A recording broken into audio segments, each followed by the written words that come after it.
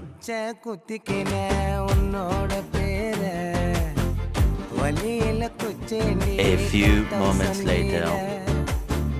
பச்சை குத்திக்கின